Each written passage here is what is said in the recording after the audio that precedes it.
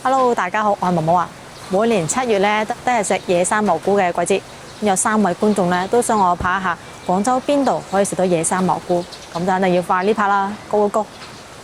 我哋依家喺廣州荔灣區，咁我哋要食嘅餐廳咧真係好隱世㗎，係喺一個居民小區裡面㗎，應該就全網都冇咩人介紹過啦。就呢間明閣，佢依家咧係未開門㗎喎，不過呢間咧係非常之旺㗎，所以咧就要提前過嚟啦。咁最近嘅地站咧係廣州地鐵1號線坑口站 C 出口，或者係花地灣站 D 出口，要步行1.4公里嘅。仲有10分鐘就會開門㗎啦，佢係開下晝嘅5點鐘㗎。一入門口左手邊埲牆上面咧就有各種菇菌嘅介紹啦，可以睇一睇嘅，功效都有寫㗎，全部都係寫到中文嘅。呢個就係用餐環境啦，都幾闊落㗎，就私房菜嘅裝修咯，有好多嘅裝飾嘅，睇上去都 OK 嘅，唔會太差。因為佢本身喺個居民樓入邊啊，所以係會有少少嗰種潮濕嘅噏味嘅，好少枱，所以一定要提前嚟嘅。坐好咗就睇菜單啦，首先睇睇個茶位費先，3蚊雞一個人嘅，其他收費咧都有寫明㗎啦。咁有講明嘅喎，野生菌咧就一定要煲足15分鐘先可以出功效同埋出味嘅，嗰陣時先食得㗎。咁之後咧就嚟睇佢啲菜式啦，有套餐嘅，雙人套餐有2款，一款咧就189蚊，而另外一款咧就235蚊。唔開票嘅話咧係平一啲嘅喎，不過咧就逢星期5、星期6、星期日同埋節假日係唔可以用嘅。咁兩個套餐包嘅嘢咧係唔一樣嘅噃。仲有得食4人餐嘅322蚊，6人餐就420蚊嘅，都係唔開票就會平一啲㗎啦。人數越多嘅餐咧，包嘅嘢就越多嘅。咁如果唔使食套餐嘅話咧，就睇睇隔離嘅自選湯底，開始揀湯底啦。有4季養生湯底啦、山泉水清湯底、清補涼湯底，1到3人份嘅細煲咧都係18蚊嘅。咁之後咧就係佢各種嘅菌啊，呢度最出名咧就係食菌啊。咁佢菌咧係真係有好多好多嘅噃。咁常見嘅繡球菌啊、鹿茸菌啊都係有嘅。唔常見嘅咧就例如見手青黃牛綱啦、黑葱菌啦、白葱菌啦、金葱菌啦、青頭菌啦，仲有啲比較少聽到嘅咧，例如皮條菌啦、香茅草菌啦、紫葱啦，價格都唔貴嘅，就係少見咯，可以試試嘅。仲有啲野生嘅荔枝菌啊，貴價嘢都有㗎。咁有分子彈頭同埋有分半開嘅喎，佢係有寫價錢嗰啲咧，先係今日有供應嘅。咁亦都可以問一問老闆，今日最新鮮係邊啲菌，推薦食啲咩菌嘅。呢份菜單咧係唔可以自己塗寫畫畫㗎，要另外張紙度寫低㗎。咁睇完咗呢版之後咧，就可以睇睇背面啦，都有唔少嘅嘢可以揀㗎。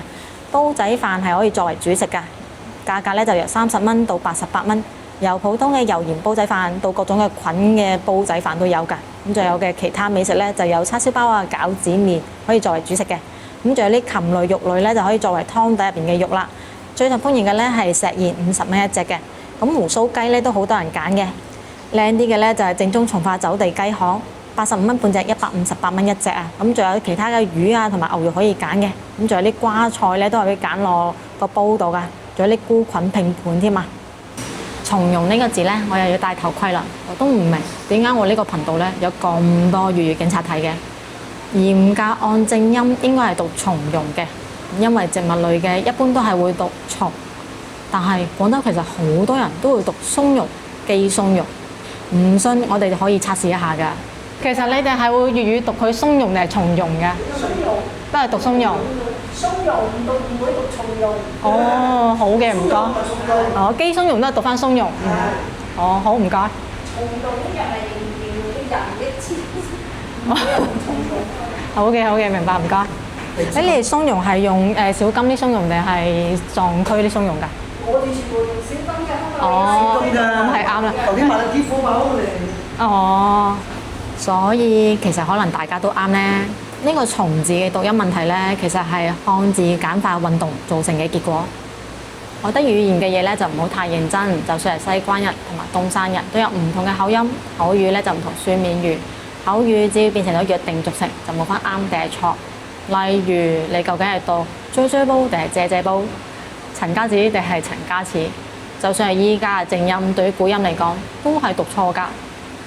我覺得咧語言係一直會變嘅，不斷變化㗎。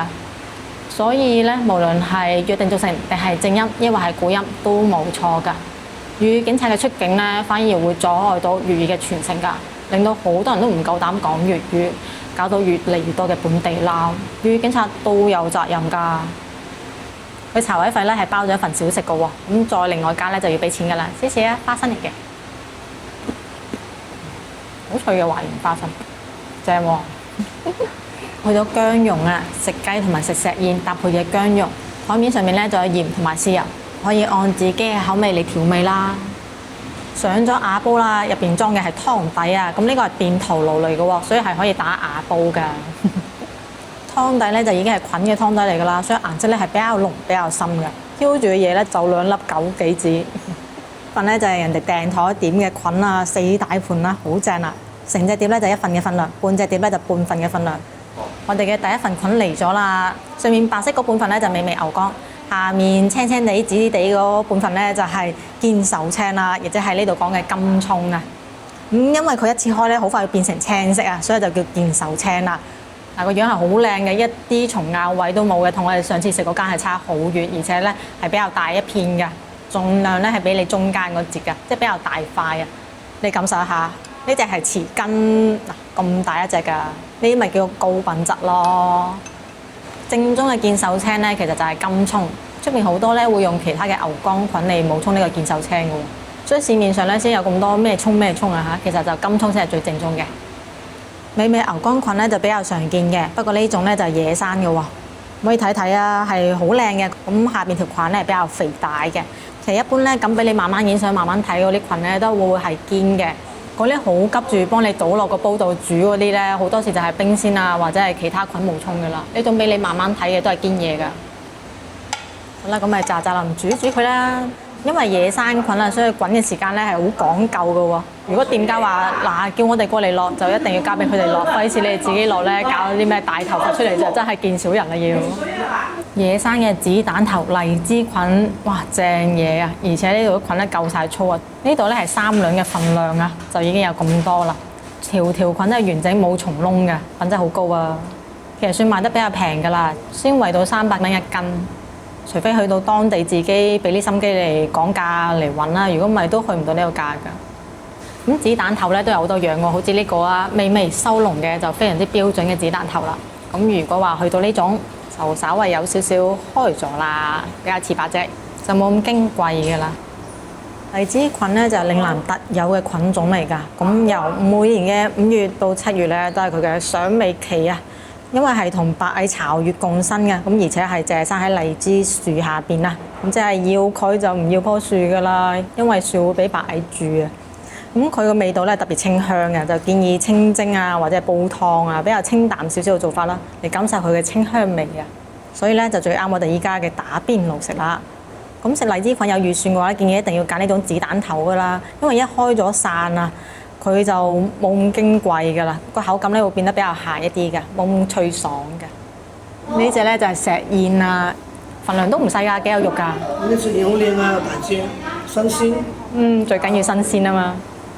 睇夠咗就落煲啦，先放石燕，之後先放雞㗎，咁好有步驟㗎。得啦，可以冚翻㗎啦。等下雞同子彈頭先一齊放。好嘅，唔該。好難得嘅小店咁貼心喎，佢每張台咧有個鬧鐘啊，就擺喺佢自己廚房門口。咁啊，見你夠鐘，差唔多煲好呢份咧，拎下一份出嚟幫你畢落去，非常之貼心啊！因為每一種菌咧，你滾唔夠時間，可能會有少少，所以就一定要滾足時間。佢哋就會幫你安排得明明白白，你等食就得㗎啦。半隻走地雞嚟啦，係比較大嘅，好靚啊！呢條水俾得好乾淨啊，而且咧雞齡係夠嘅。個皮咧睇到有菠蘿釘嘅噃，唔單止俾個雞嘅，仲有啲雞雜喺度㗎。嗱，我哋啲石燕啊同埋菌咧都滾咗差唔多半個鐘啦，準備終於可以食㗎啦。而家咧就落埋隻雞，繼續滾。半隻嘅份量都唔細㗎啦，唔少嘢㗎。落埋子彈頭先。我哋嘅荔枝菌，外地嘅荔枝菌係唔同嘅。牛肉飯嚟啦！菌都未得，先食飯啦！哇，好大煲飯喎，仲會幫我哋喺現場度攪均勻佢嘅，咁樣攪拌均勻。除咗牛肉之後咧，就有啲野菌啊，同埋啲薑絲嘅，咁飯咧就好靚嘅，有啲飯焦感覺喎，唔錯。佢攪到好香啊！而家係未食先餓啊，聞住啲飯香，聞住啲菌香。你出嚟食唔到呢個煲仔飯㗎？咁又真係啊！唔錯，慢慢做㗎。哦，係啊，從化米添嘛。從化米。係啊。嗱，可以試下先嚇。好嘅，唔該。咁啊梗係喳喳臨尾試一試啦，趁熱啊！再加上真係餓得太耐啦，煮一煲菌要等半個鐘啊！所以咧，啲熟客就好勁啊！提前打定電話嚟訂台啦、訂餸啦、開埋煲啦，後邊嗰幾張台啊已經全部擺咗煲喺度滾緊嘅。哇！開餐啦，開餐啦！試下啲飯先，話係從化米，好有米香味啊，彈牙嘅，好食啊！真係食慣鮮苗米嘅人一食就知咩係靚嘢㗎啦，真係好正，好米香味，而且係粒粒分明㗎，佢唔會太過多汁啊、水嗰啲啊，好彈牙，粒粒分明，好正㗎。外邊仲有菌嘅香味，即係佢啲肉啦同埋有菌喺度嘅。牛肉嘅彈性有牛肉本身嘅質感喺度，唔會話熱到太過軟嗰種嚟㗎，有肉香味喺度幾好。個菌咧就脆爽嘅，有菌香味，雜菌，但係完全係冇泥味㗎啦，好食㗎喎。咁因為擺比較多嗰啲薑絲啊，所以咧就會有啲咁多嘅辣味嘅。唔中意食嘅話，食嗰陣時先揀咗啲薑絲，本身喺入邊咧係可以營造個味喺度㗎，唔好一開波就揀走晒佢哋。肉菌都咁多料啊，仲落到啲芝麻添啊！啲白芝麻係好香㗎，咁樣焗一焗之後咧，芝麻係會變成金黃色㗎，食落去就更加香口啦，好正啊！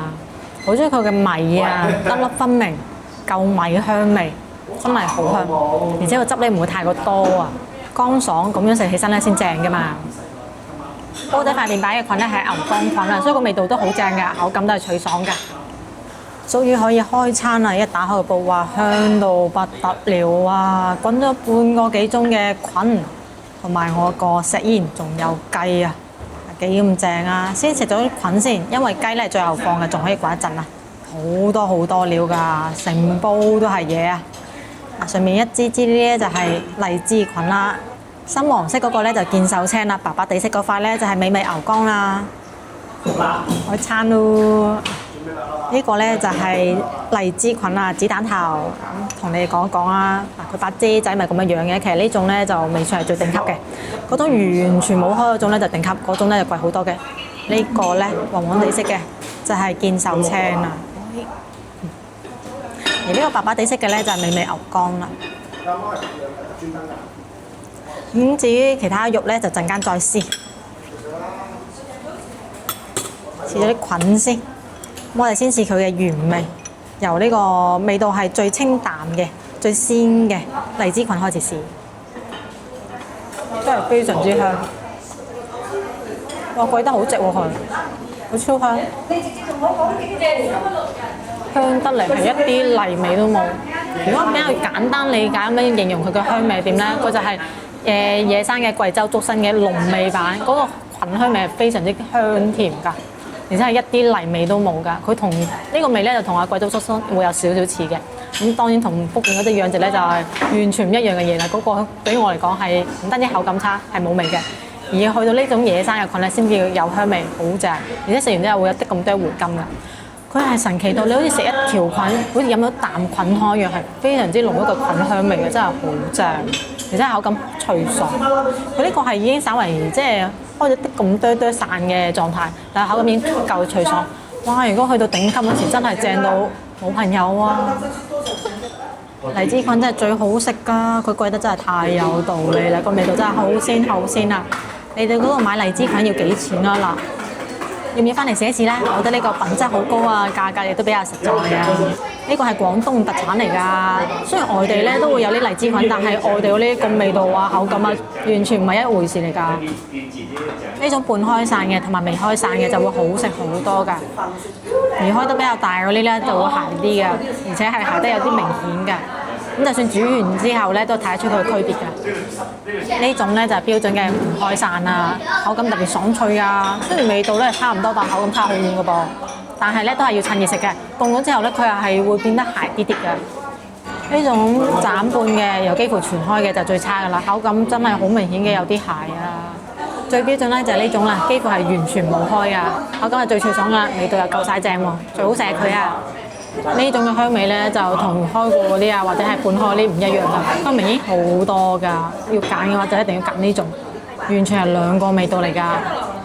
之後咧要試嘅就係呢個味道，亦都係稍為冇咁強烈嘅呢個美味牛肝留翻見手青最後試，因為佢味會比較濃烈一啲。呢個口感咧就軟滑，帶一啲爽，然之後係爆汁啊！個吸汁效果非常之強，好都好食啊！但係即係有對比就好有傷害咯。你前面食荔枝菌，對比嗰啲牛肝菌，就算野生都會覺得就咁嘅咋。但係如果單獨食嘅，其實佢都唔錯嘅，因為佢都係完全冇泥味嘅。美味牛肝吸汁能力好強啊，飽滿多汁啊，咁佢本身嘅香味咧就會輕一啲咯，但係勝在價格咧比較平啦，所以可以吸晒成個湯底個精華，所以都係好食嘅。喺出邊咧就覺得美味牛肝菌就已經足夠好食㗎啦，但喺呢度哇有對比真係有好大嘅傷害啊！覺得佢係最普通、最麻麻嘅咋，但係其實真係都 OK 嘅，只不過係其他菌咧太過出色啦，太過正，特別係嗰個荔枝菌啊，正到冇朋友喎，就係好好食啊！咁試試呢個見手青啦，金蔥啊，正宗嘅野生見手青啊，口感脆爽，比較明顯嘅脆爽，即係有嗰種實感咁脆爽，唔係話純粹一脆就算嘅。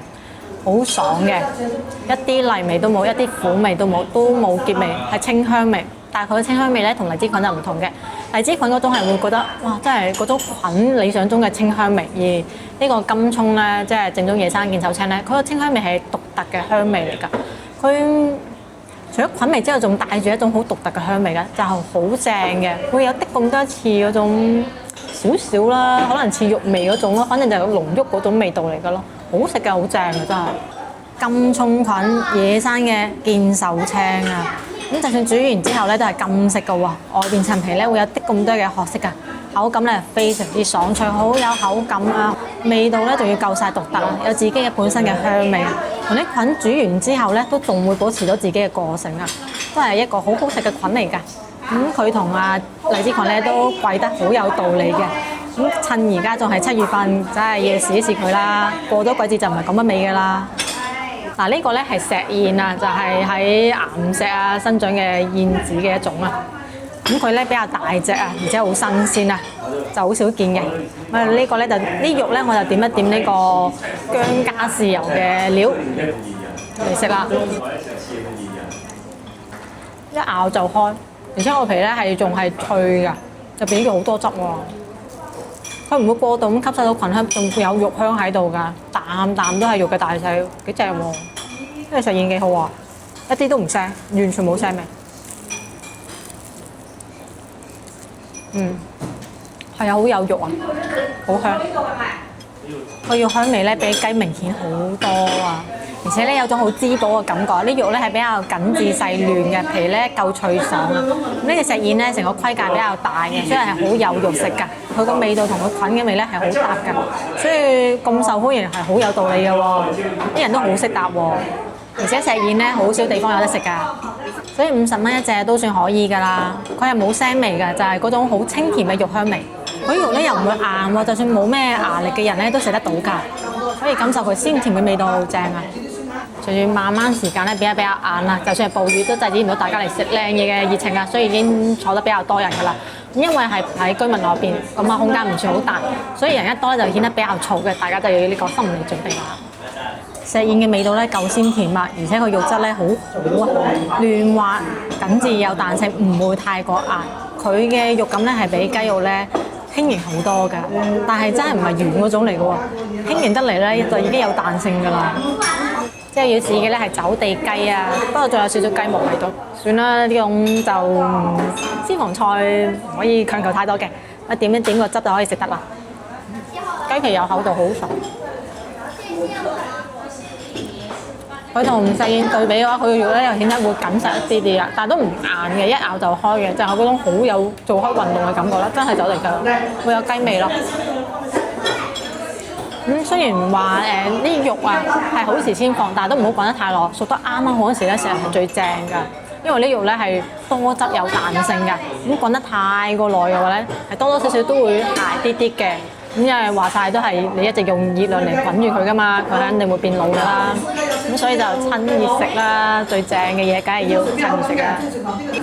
隻雞咧就真係走地雞嚟嘅，肉質咧有彈性，唔會太過硬，冇乜皮下脂肪，食落去咧皮係好脆嘅。隻雞咧其實都好靚，呢個揀嘅材料咧都好正㗎。但係咧，我覺得再靚嘅雞咧都唔夠呢度嘅石燕好味啊！個石燕咧係真係好鮮甜，好正㗎。建議嚟到嘅話咧，點2到3隻石燕嚟做呢個肉湯嘅底，咁樣咧會令到成煲湯更加好味㗎。再加上佢石燕咧夠晒大隻，有肉食㗎。咁味又夠晒鮮甜喎，好難得有咁正嘅石燕啊！食晒啲肉，食晒啲菌咧，就係時候你飲個湯啦。嗱，湯色咧已經由嗰種白色咧已經滾到咁樣好濃湯嘅顏色噶啦，充滿咗肉味同埋菌嘅鮮味。咁其實本身表面咧係有啲油嘅，但我哋咧就已經不起咗噶啦。咁樣嘅湯咧就會更加健康啦。嗱，你俾你睇睇，係有咁多油㗎。所以健康啲嘅話，建議都係自己動手不起咗啲油，之後咧再不啖湯，咁樣好正㗎啦。呢個菌湯真係好香，由佢一開頭煲就已經非常之香，後期越多料落去咧就越嚟越香啦，好吸引啊，好期待。謝謝。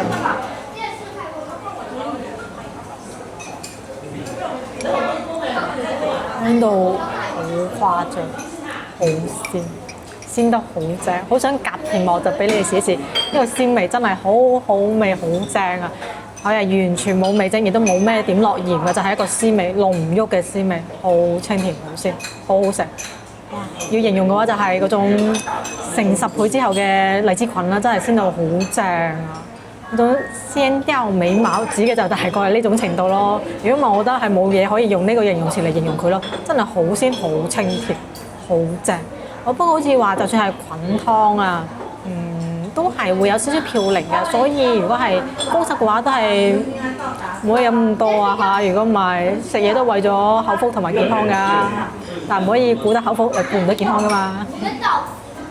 撇乾淨油之後咧，個湯嘅顏色咧係好靚㗎，味道亦都係好正啊！咁呢一煲嘅份量咧其實係好大㗎，起碼係可以夠3個人嚟食㗎，真係我2隻比較大食咋。其實約多幾個朋友嚟食菌煲咧係最正嘅，因為落嘅菌越多咧，呢煲湯就會越正㗎啦。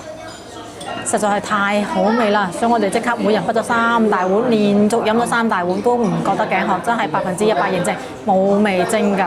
不過好似咧，因為太過鮮啦，所以飲得多咧會覺得有少少覺得好似鹽太多嘅感覺咯。但係純粹係因為佢太過鮮啦，你唔會想飲水，好神奇啊！好難得飲到咁鮮嘅湯。就算係暴雨6點半都已經坐滿晒人啦，好熱鬧，好多人咧係帶埋啲細路仔一家大細過嚟食㗎，好好食啊！好食嘅嘢咧就係咁㗎啦，想食完話咁易啊！我哋已經以一個好快嘅速度飲晒佢啲湯，食晒佢啲菌啦，真係好正啊！